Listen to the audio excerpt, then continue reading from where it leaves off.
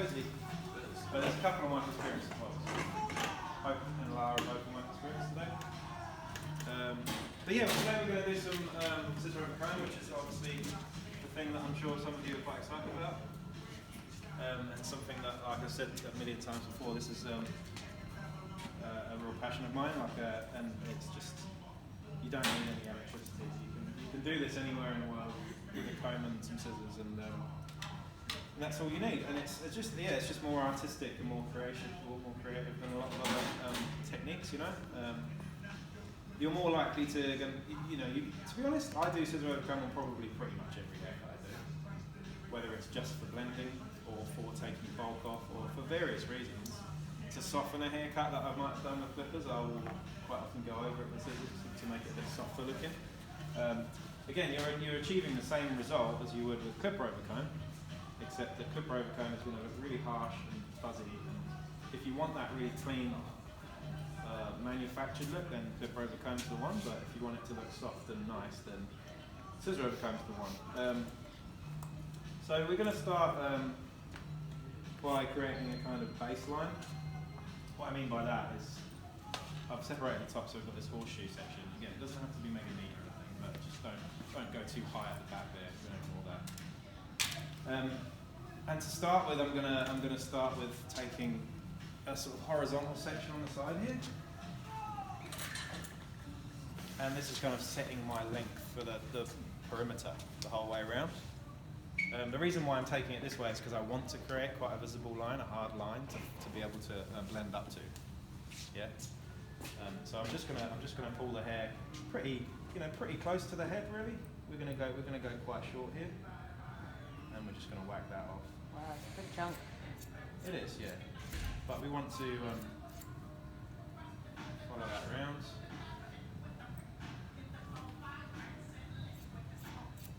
And like I said, when you're cutting horizontally like this, rest the scissor on your finger, and that means you don't slip. So you can see that line now there. Look. We're going to follow the shape of the head round.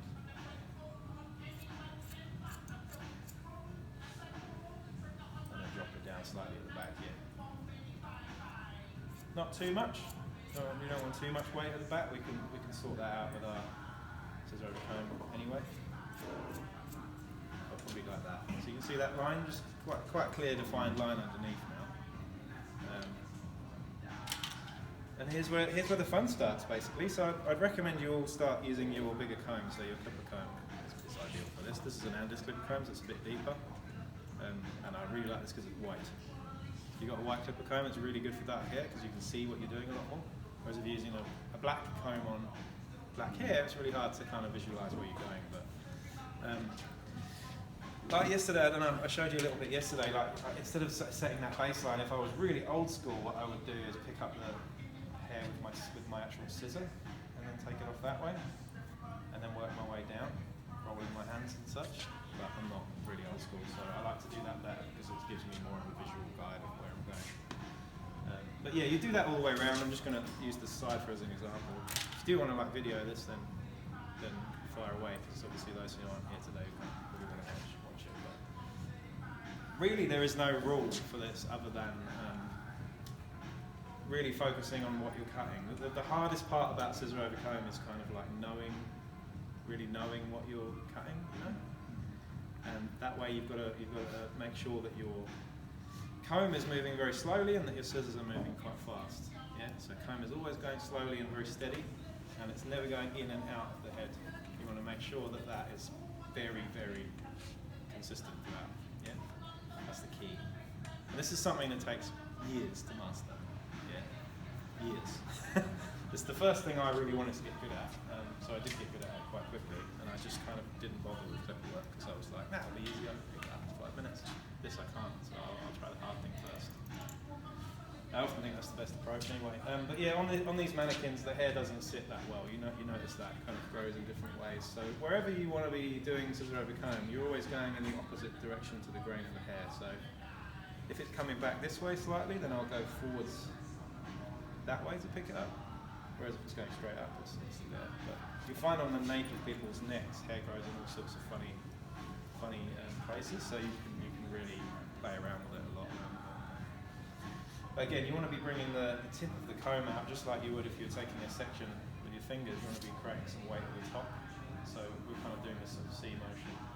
Not too extreme, but what we're doing by this is kind of blending the top so that we're keeping a bit of weight. Anyway, so you can start just by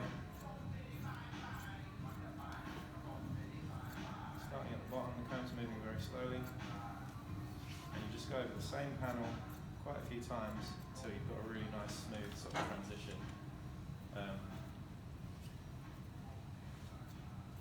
You're taking off quite a bit. Yeah, I am, because I want to get to that length that I set at the top there. So this is all really long now. It needs to be leading into that bit. So yeah, and it's all about those angles.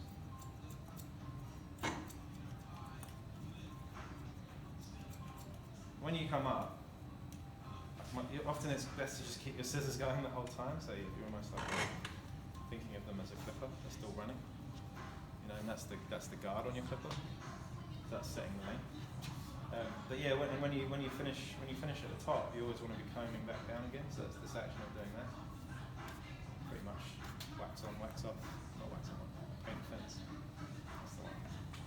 But yeah, it's pretty simple. I can see in my comb, if I just pull it through there, I can see any inconsistencies that need cutting. And I can also see as soon as I hit that, let's do it here, look.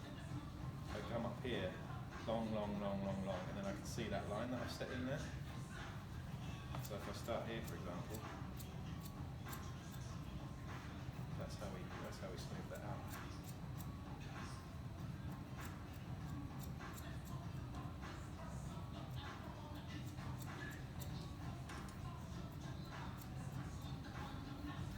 See, that's all starting to round out a bit. Yeah. Would you usually leave the sides this long, or would you clip it in first? Nah, well, it depends on the haircut. It really does depend on the haircut. Like, if I was doing a scissor haircut, then I would start it this way. And Yeah. Generally, if someone goes short back and sides, they're like, it's going to save you a lot of time doing it with clippers. Generally, Yeah. like, it is quicker to do clipper work. A short back and sides like George's hair or something is probably best done pretty tight with the clippers. But if they want to keep some length in the side, then just stick scissors. Oh, absolutely. Like, I'm a big advocate of like not using any guard over about 4 or 3. Yeah. It just looks a bit ugly to me. Like, people will ask for like 6 back and sides or something, and I'll always say no. I just won't do it. It's like you might think I'm being stubborn and like I should always think about the customer and stuff. But it's like you've got to educate them. Because that would look like they're on the sides. It's just exactly. It's just going to look. It's not going to look messy. It's just going to look really fuzzy, and the trouble is, people's heads aren't a flat surface, they have bumps and lumps, yeah? So if you run over them with the clippers, they're following those lumps and bumps, so you're going to have divots and holes and stuff. It's going to look a bit crap. Whereas with this, it's like, I've said this before, it's like plastering. You get a rugged wall, and you smooth it over with plaster. That's pretty much what you're doing with this. You're just making a really smooth transition that's soft and grows out really nicely. That's one I did earlier. So that's kind of like, you want to get, that's a good sort of length today. That's kind of what we want to be working on. So that's kind of almost finger length, but just as a comb.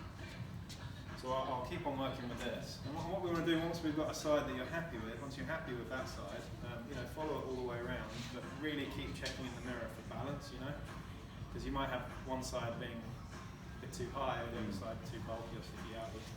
And there's so many factors that you've got to bear in mind as well with people's hair. Like my hair grows differently on one side than it does on the other. So it's good. This is where the art comes in, and this is the part that you really should be enjoying. I hope you enjoy it. I certainly do. But yeah, I just want you to take it really, really slowly today and really master that movement.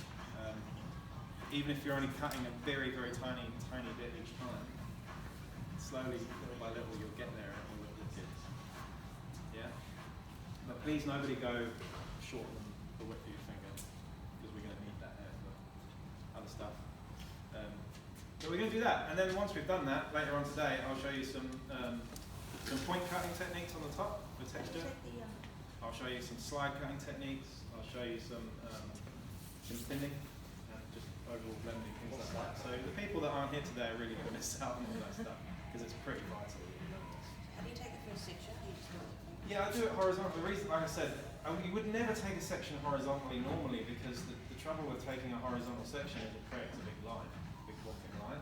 But you want that line because you want to be able to use it as a guide. Just like you would if you're doing a fade, you put that line in so that you know where everything is. But yeah, if you can get good at this, like, you know, if you're in the battle at the end of the year and you did a whole haircut, scissor over comb, and it was immaculate, then I guarantee you every single judge would be voting for you. So they ain't going to be nearly as impressed by a skin fade as they would be by a scissor over comb haircut. Because it's just more artistic. It's more